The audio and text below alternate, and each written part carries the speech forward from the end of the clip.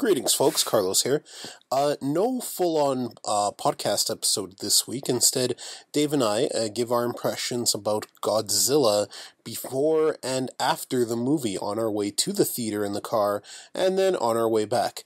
Rest assured that the person driving the car was not also the person fiddling with the recording device. So we took safety precautions because, hey, we're safe on this podcast. So enjoy this little very quick mini episode. Next Wednesday it will be a Carlos and Dave anime rave, and then the one following will be an episode of the Two Fat Guys Talk Games proper. Enjoy. Recording. This is Carlos and Dave on the way to Godzilla. Yeah, so I just told Carlos that I do believe we're about to go see a Godzilla movie, or at least a movie co-starring in a minor role Godzilla. Yeah, perhaps so. I am okay if this is still a good movie. Like, I like Cloverfield, and it was co-starring its monster. I mean, that wasn't co-starring that monster. That monster was more of the monster knocking on the door saying, "Can I come in, please?" The thing is, though, if that movie was Godzilla and nothing about it changed except that, I probably would still really, really like it, even though I'd be puzzled by the title. So, I mean, if that was a Godzilla movie, I would have been pissed. I get that. And Godzilla is meant to be on the screen, doing his fucking roar, and humans go...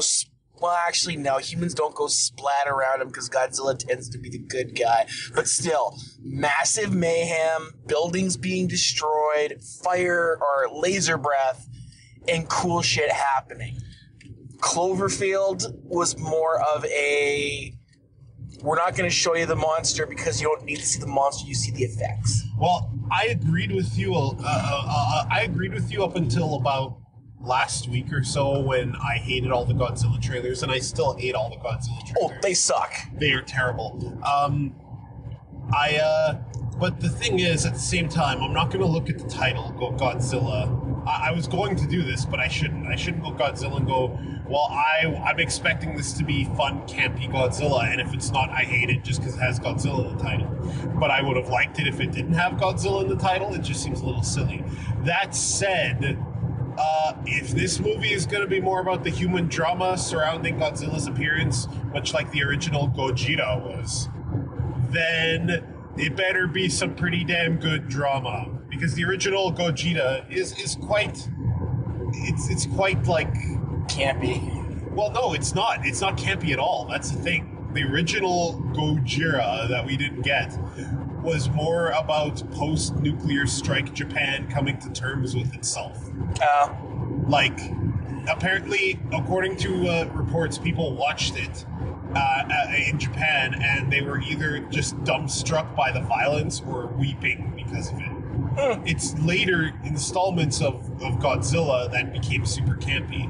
So if this Godzilla movie wants to be more like the original, okay, fine.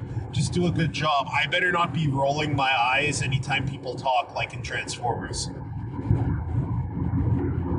Misa, think people gonna die? That would also be acceptable. I'll be honest, I think I'm going to be okay with the movie, but I do think the human drama is going to, fuck it up. Yeah, we'll... Just based on the little bit I've heard trying to keep away from spoilers. Indeed. Well, we'll have to see. So, we're almost there. We'll catch on the flip side on our way home when we talk about how disappointing the movie was. Dun, dun, dun. Okay, so we just got out of, Godzilla. It was a good time. I tell you what, I was ready to hate on it, and no, there wasn't too much to hate about it. It's a decent-ass monster movie. The human drama was not annoying, and it was in theme with the rest of the themes involving without getting into spoiler territory, monsters and their spawn. I suppose saying that there are multiple monsters is a spoiler, but whatever. Some great imagery, a few good, like, not really full-on fight scenes between the monsters, but a few good snippets and moments, and for the most part, humanity kind of reacting to it. There were no douchey military guys.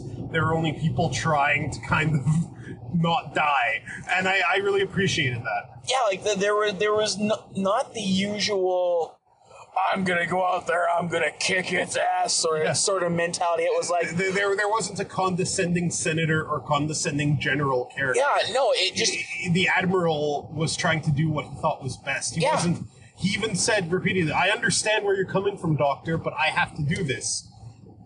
It was, in a lot of ways, quite refreshing, actually. Yeah, no, I mean, the dialogue was well done. It was well thought out. The situations that characters were put in, their reactions and their dialogue were not cheesy. It was, oh shit, we're in this situation. What are we going to do? The moments that put a smile on my face and made me laugh were not because they were cornball, but because they were just hilarious for that situation. Yeah. Over the top, one of the Mutos is staring at me and knows that I did this, eh? Oh, fuck me. Yeah. No. Or another scene where it's like, there's a giant monster behind him, and he hasn't turned back, and you know he's about to turn back. I'm like, oh man, that's not a little spider there, man. It's a pretty big one, actually. Yeah. No, I gotta give them credit for this one.